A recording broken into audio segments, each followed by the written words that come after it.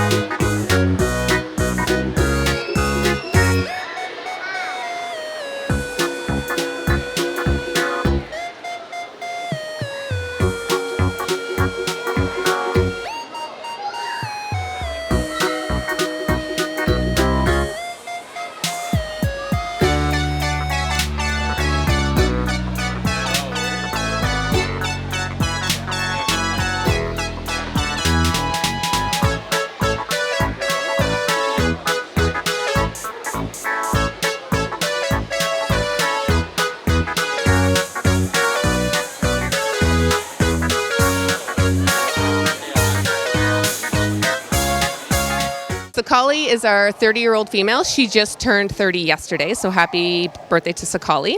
And she has a 4-month-old baby. We revealed his name today. His name is Wali, which means guardian.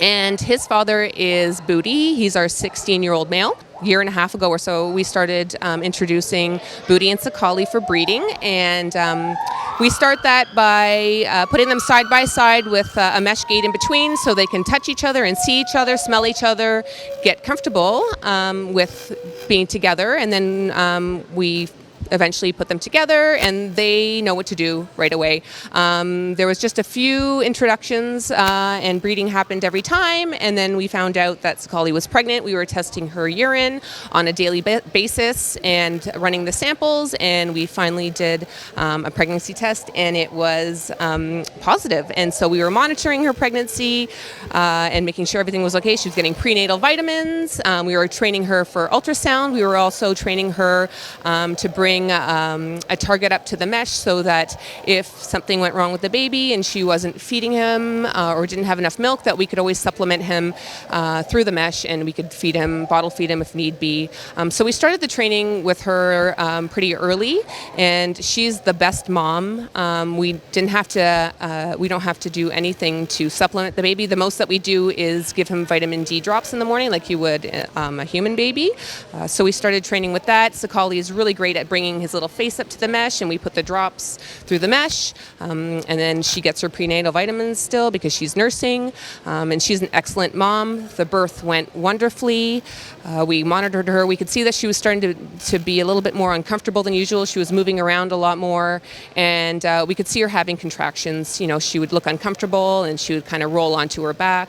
And just a few of us were here when baby Wali was born. It was an amazing moment that I'll never forget. She had no problems. She bared down and she birthed them, and it all went well. She cleaned him up right away. She started nursing within, I believe, 2.5 hours.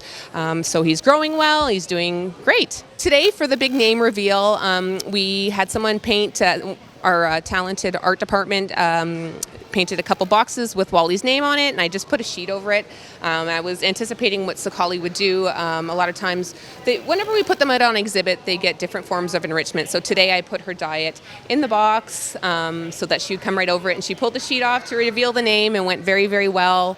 So we also have hanging baskets where we put their enrichment in. So we'll put their diet in a jar or a ball, and they have to work to get it out.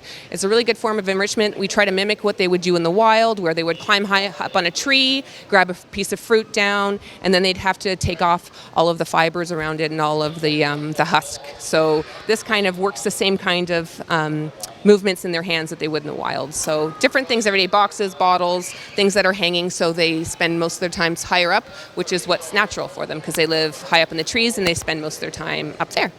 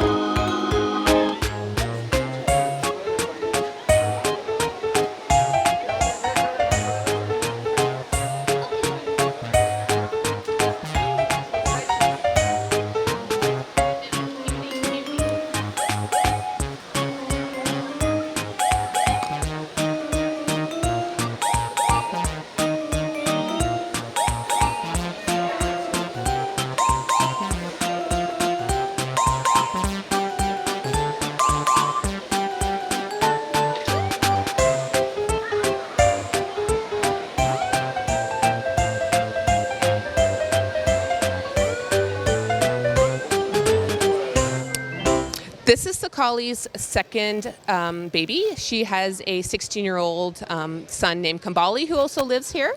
So it's her second baby, her second son. The personality of the baby, he always looks surprised like most orangutan babies do. He has great big eyes and he's always very interested in what's going on around him. Sakali's a very attentive mom and he's also very attentive back. He's always, hanging on tight to her. He eats a lot and now he's becoming very curious at 4 months old. So we'll give Sakali some enrichment. For instance, yesterday I gave her a big bowl of very bubbly water, soapy bubbles, and she was playing in it, making lots of bubbles, and the baby was starting to try to put his hand in. So he's learning from her. He's starting to become more curious by putting things in his mouth. Now would be the time where he would kind of start eating more solid food as in supplement with the breastfeeding. So he is very curious, and he's very sweet.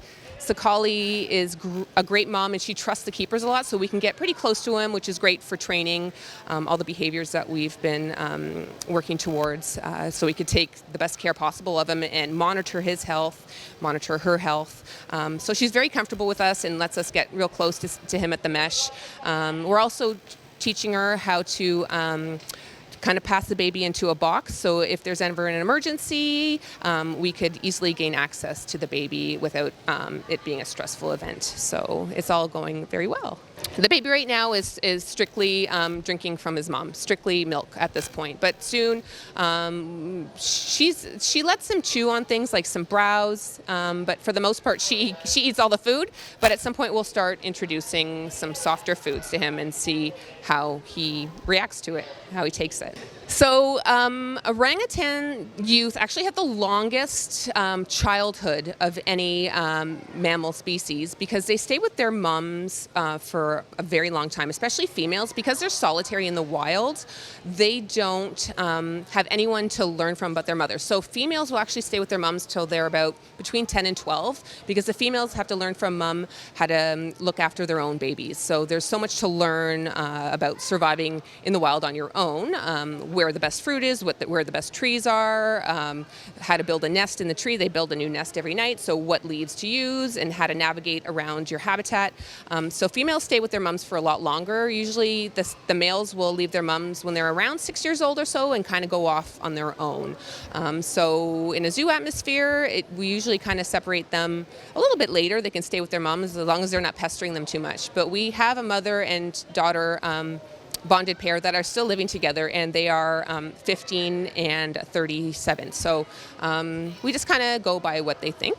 With respect to our little family group here, being Booty, the father of the baby, Sakali, and the baby, we're just doing introductions now where they can see each other through the mesh and get to know each other.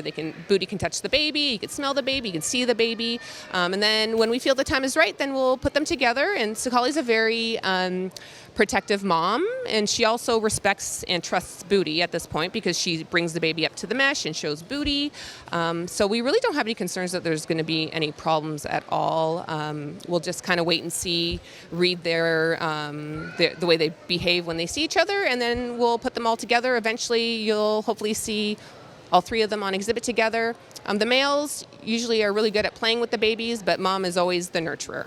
So the life expectancy of orangutans in captivity is into their 50s. We actually house the oldest orangutan in North America, Pupa. She is going on 56 years old, and she is still doing really quite well. So they can live into their mid-50s in captivity, but in the wild it's usually early to mid-30s. So because we can take such good care of them here, if they show any signs of illness, we can treat them, we can monitor their health very closely. Orangutans are part of the species survival plan. They just have a record of all the genetics of all the orangs around different zoos. So if they find that baby Wali is a good match with another female from another zoo they're very genetically variable, then Wali will probably end up going to another zoo at some point when he is of breeding age. So, but we're not looking at that for another 6 or 7 years. The baby has been on exhibit for a couple of months now when Sakali feels comfortable. She's been really good about coming out and showing off her baby. She shows off the baby to the other orangutans in the holding, and she's very proud of them. But today was a special day because we finally revealed the baby's name, which is Wali. So today was a special day, and we had this big event, and it all went really well. We're really excited.